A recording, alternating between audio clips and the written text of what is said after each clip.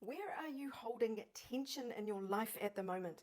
What message does the universe have for you about releasing tension?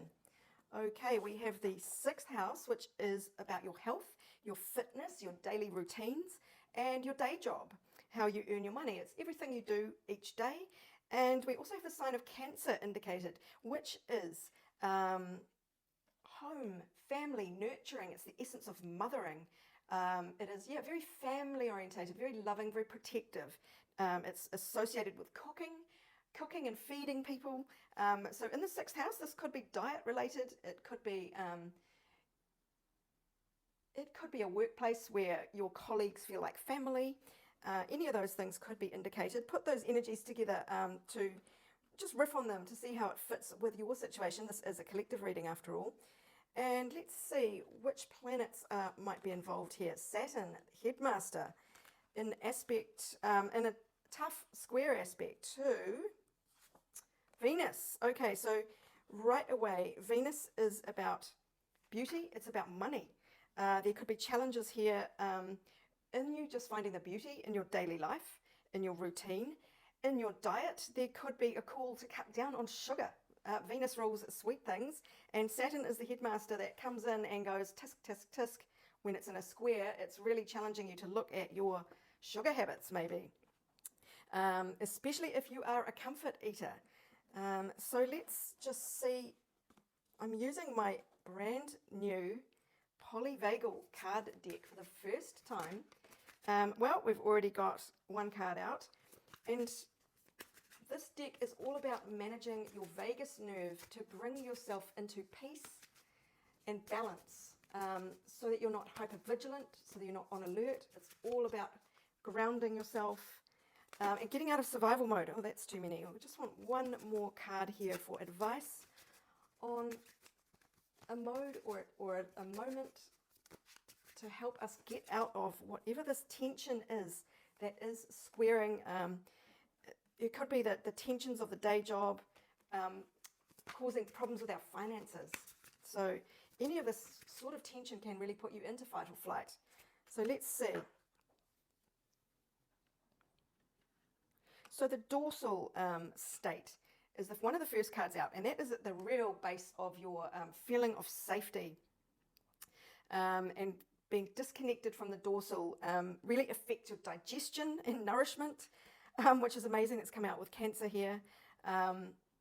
And yeah, when you're in dorsal, you feel, it says here, you feel shut down, disconnected, drained, without enough energy to engage with the world. Sixth house, your daily routines here. You collapse, you disconnect and disappear. So one of the prompts here is to make a list of what is pulling you into the sort of dorsal panic mode at the moment. Look at your list and find the common themes. Look at your expectations on yourself and the expectations of others in your daily routine. Is somebody not helping enough in a domestic environment? Is the domestic and the work day routines out of alignment here? Work and money, work and enjoyment. There's something that is very tense here. And look at your environments. Where in your sixth house of daily affairs, oh God, I love this, do you feel pulled into this panic or stressed out mode? What makes you want to withdraw? Are there certain places that predictably signal danger? And then reflect on the moments you felt pulled into this sort of panicked or negative response, wanting to withdraw, and just look at how your body signaled this shift to you and start to be aware of when you are triggered in this way. And then think about how you can change, avoid, ameliorate, or just kind of be prepared for these daily situations that are going to test you and test your composure, test your joy, just drain you of joy. Now the next one is soundscapes. So this is about really being aware of the different sounds and noises that pervade you as you go through different environments every day in your daily life. So some sounds are going to feel great. They're going to be a cue for really good feelings. You walk into a coffee shop, you hear the hiss of the espresso machine frothing milk, and that fills you with joy. You go past some kind of industrial site and there's clanging there that puts your teeth on edge every day. Be aware of how the soundscapes around you in your daily life are affecting your equilibrium. And which ones are nourishing. And another thing you can do is create playlists for yourself that can bring you out of this low mood and that can elevate you. So they are 2 pieces of advice from the polyvagal deck. What's just jumped out here? Don't dim to fit in. Now this is a really, really good one. Anytime you are in an environment that is draining you or challenging you and dimming your frickin' Venus, really think about how much that drains you, to have to put a handbrake on your energy, to have to bite your tongue, to have to rein in your creative impulses. That is a real downer. It is a real energy drain. And if it's happening in your everyday house with Saturn square Venus, that is a major bummer. If somebody makes you feel like you are too much, they are not for you. And if this job, if this daily routine makes you feel like you are a square peg in a round hole, really it is time to move on. As the guidebook says for this deck, flowers don't open and close according to who is walking by. They open and show their beauty regardless. If others don't want to be around you or you make them uncomfortable, it's because you are shining light on the fact that they are dimming to fit in. Or they may just be intimidated by you. But by choosing to shine bright, you may just inspire them to turn on their light too. Or not. Keep your light on anyway is the advice here. The relationships that are meant to last will adapt to the change in energy in you. Others won't, because they are likely born under the proviso of, I love you as long as you don't shine brighter than me. That's okay. Not all people are meant to be in your life forever, but the lessons they teach us can still live on. That is just such a perfect message for Saturn square Venus, especially in the 6th house of your daily situation, and also in terms of family and the friends who you consider family.